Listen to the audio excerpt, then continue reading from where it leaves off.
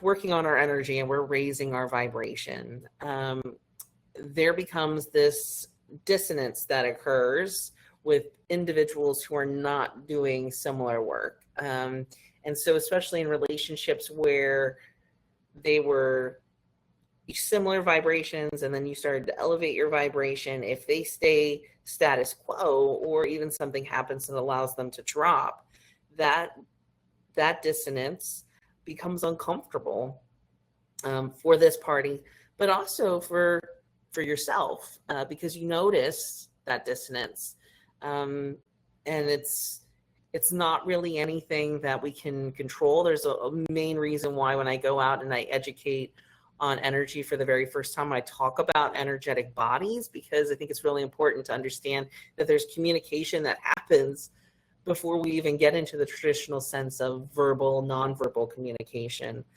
Our energy talks to each other, interacts with each other, it attracts us to one another. And I even believe, like, when we come here to the Heart Center and we practice together, that collectively it's sending out ripples that's attracting more people that are seeking this out to us.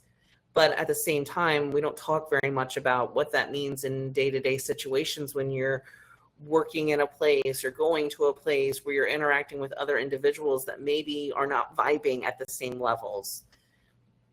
For me, recently, what I shared was that being the person at the higher vibration, and not even higher, but at this other vibration and working on it, it can feel very lonely. And I know that I've had this reminder more than once that when I've had these interactions and I had a tendency to slip into blaming myself. Like, the reason why there's discomfort, the reason why there's conflict is because of me. It's my fault. And I recently just did this week.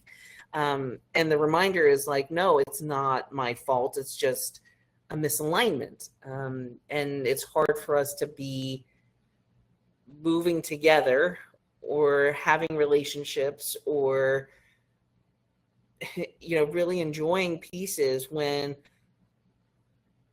we're out of alignment with each other. And this is why there's a natural evolution to relationships and why we shouldn't force them to work. You know, people either grow with us, we grow together, we heal together, or we grow apart and we honor that there was an evolutionary purpose at that time. It's when we kind of force them to be. And I think that's also why it's so challenging with family, because there is this belief and construct that we have to force some sort of normalcy in that relationship. Yes, there's still respect, but there's also new levels of boundaries that can be put in place. There isn't a right way to have that relationship. There's a respectful way to have that relationship, but it doesn't mean that because you can't tell all your deepest, darkest secrets to someone who's in your bloodline that there's a failed attempt at that relationship.